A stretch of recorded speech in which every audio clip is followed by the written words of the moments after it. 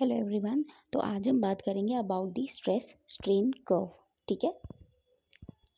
तो सबसे पहले स्ट्रेस क्या होता है? तो stress is the force applied पर पर cross sectional area unit of the material, यानी कि फोर्स अपॉन में area is our stress.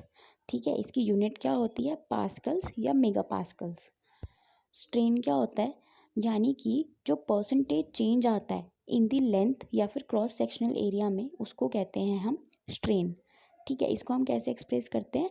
L2 minus L1 divided by L1। यहाँ पे L2 हमारी फाइनल लेंथ है फोर्स लगने के बाद, और L1 जो है वो टिश्यू की ओरिजिनल लेंथ है, और इसकी कोई यूनिट्स नहीं होती स्ट्रेन की। अब बच्चों, ये होता है हमारा स्ट्रेस स्ट्रेन कर्व। ठीक है। तो ये कर्व कुछ इस तरीके से दिखता है। तो इसके अंदर हमारे रीजन्स होते हैं, फेजेस होते हैं। सबसे पहला होता है हमारा toe region, then is the elastic, then is the yield point and elastic limit. Next is plastic region, then is the region of necking, and then is the failure.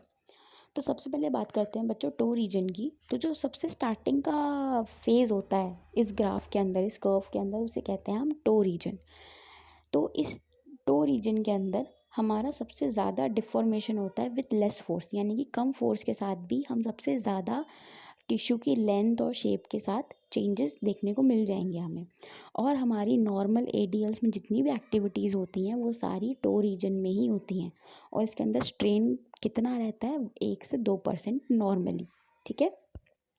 अब टो रीजन के बाद जैसे ही कोई reason आता है वो होता है हमारा इलास्टिक रीजन।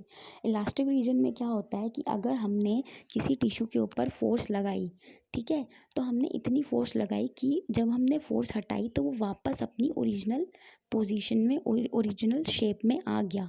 तो मतलब कि वो इलास्टिक रीजन है। तो हमने रीजन वाइज बांटा हुआ है। ठीक है। इलास्टिक रीजन में क्या हुआ कि वो हमने फोर्स हटाई स्प्रिंग के ऊपर से, तो वापस अपनी जगह पे आ गया, स्प्रिंग बाउंस बैक होके। ठीक है। तो इसके अंदर क्या हुआ? वापस आ गया, पूरी ओरिजिनल शेप में आ गया, तो कंप्लीट रिकवरी हो गई। ठीक है। कुछ उसका छूटा नहीं कि एक धागा लंबा रह गया, दूसरा धागा नीचे से छोटा रह गया, नहीं, बिल्कुल अपनी ओरिजिनल शेप में आ गया जैसा पहले था। So this is the elastic reason.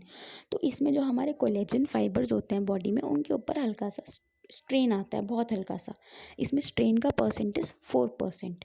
When gentle stretch is applied at the end of ROM। तो ये एक एग्जांपल है हमारे इलास्टिक रीजन के होने का।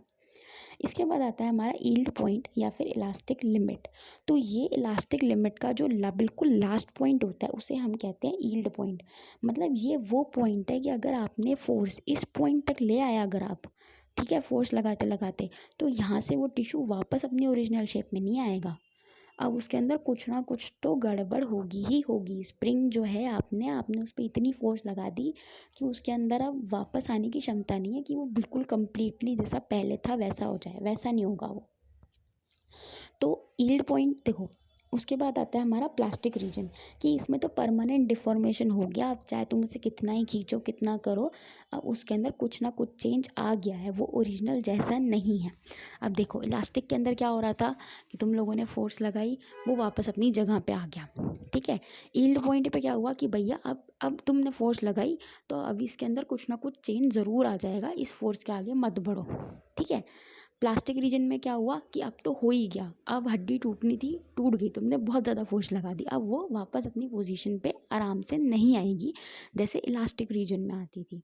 ठीक है। तो इसके अंदर क्या हुआ? ग्रेड 1 इंजरी होती है, माइक्रो फेलियर जो हम कहते हैं ना, एंकल स्प्रेन ग्रेड 1 है, ग्रेड 2 है, ग्रेड 3 है। तो ग्रेड 1 स्प्रेन माइक्रो फेलियर हमें कहाँ देखने को मिलेगा? In the plastic region. Then is the region of necking. तो इसमें क्या होता है, टिश्यू जो होता है वो बहुत वीक होने लग जाता है, क्योंकि उसके अंदर बहुत ज़्यादा डिफॉर्मेशन आ जाता है। इसमें एक पॉइंट आता है अल्टीमेट स्ट्रेंथ का। So it is the greatest strength a tissue can sustain. मतलब उस टिश्यू के अंदर जितनी ताकत होती है ना, कि हाँ भाई मैं इतना, मान लो मैं 10 किलो का लोड झेल सकता हूँ, या फिर मैं 15 किलो का लोड झेल सकता हूँ, तो वो होती है अल्टीमेट स्ट्रेंथ टिश्यू की। तो रीजन ऑफ नेकिंग में हमें ग्रेड 2 इंजरी देखने को मिलती है, that is micro fracture, failure sorry. Then is the failure, कि बिल्कुल कंप्लीट रप्चर, कुछ भी नहीं बचा। ग्रेड 3 स्प्रेन, ग्रेड 3 स्ट्रेन, ठीक है, बिल्कुल ग्रेड 3 की इंजरी हो गई। देन अब डिफरेंस क्या होता है बच्चों स्ट्रेस स्ट्रेन कर्व में और लोड डिफॉर्मेशन कर्व में? ठीक है। अब इन दोनों का जो ग्राफ होता है ना बच्चों, वो सेम बनता है। ठीक है। उनमें कोई डिफरेंट नहीं होता, बट इसमें से जो हम चीज़ें देखते हैं ना वो अलग अलग होती हैं। जो हमारा लोड डिफॉर्मेशन कर्व है वो हमें क्या बताता है, स्ट्रक्चरल प्रॉपर्टीज़ बताता है टिश्यू की, वेयर एज जो स्ट्रेस स्ट्रेन कर्व है वो हमें मटेरियल प्रॉपर्टी बताता है। इन दोनों में यही फ़र्क है, इन दोनों की ग्राफ की प्लॉटिंग में कोई फ़र्क नहीं है। एक तरफ लोड आ जाता है, एक तरफ डिफॉर्मेशन आ जाता है, या फिर अगर हम स्ट्रेस स्ट्रेन बताएंगे तो एक तरफ स्ट्रेस आ जाएगा, एक तरफ स्ट्रेन आ जाएगा। बट जो इन चीज़ों से हम लेते हैं कि हमें क्या जानकारी मिलती है वो दोनों अलग अलग चीज़ें बताते हैं। स्ट्रक्चरल प्रॉपर्टीज़ की बात करें जो कि हमें लोड डिफॉर्मेशन कर्व बताता है, तो उसमें हमारी दो चीज़ें आती हैं, क्रॉस सेक्शनल एरिया और लेंथ, क्योंकि स्ट्रक्चर में तो यही आएगा। तो क्रॉस सेक्शनल एरिया अगर हमारा ग्रेटर है तो more force with less deformation, ठीक है। अगर स्मॉलर है तो less force with more deformation. अगर हमारी लेंथ लंबी है तो इट विल डिफॉर्म मोर, और अगर शॉर्टर लेंथ का है तो it will the material will deform less. Young modulus, तो इसको हम मॉडुलस ऑफ इलास्टिसिटी भी कहते हैं, और इसे रिप्रेजेंट करते हैं हम ई से। और ये क्या मेजर करता है, मटेरियल की स्टिफनेस। यंग मॉडुलस हमें कौन से ग्राफ से देखने को मिलेगा, स्ट्रेस स्ट्रेन से, ठीक है। क्योंकि लोड डिफॉर्मेशन हमें दूसरी बातें बता रहा है, स्ट्रक्चरल प्रॉपर्टीज़ बता रहा है, ठीक है।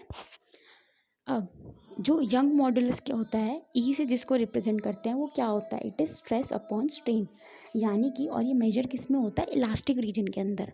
यंग मॉडुलस आपका हमेशा इलास्टिक रीजन में से निकलता है। आप चाहो प्लास्टिक रीजन में से यंग मॉडुलस निकालो, ऐसा नहीं होगा।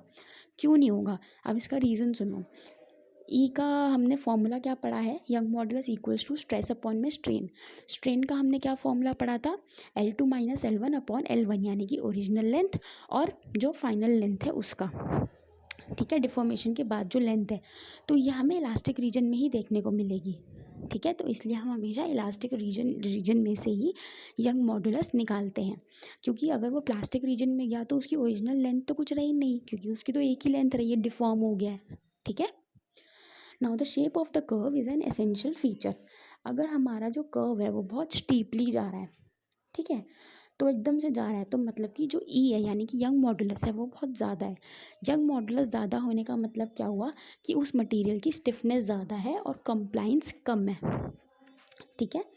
और अगर आपका जो शेप ऑफ द कर्व है इट इज़ वेरी ग्रेजुअल, तो जो आपका यंग मॉडुलस है वो लो है, यानी कि मटेरियल का जो स्टिफनेस है वो लो है, बट उसका जो कंप्लाइंस है वो हाई है। अब कंप्लाइंस क्या होता है, स्टिफनेस का अपोजिट इज कंप्लाइंस, यानी कि जो मटेरियल ज़्यादा स्टिफ होगा उसमें कंप्लाइंस कम होगा, एंड वाइस वर्सा।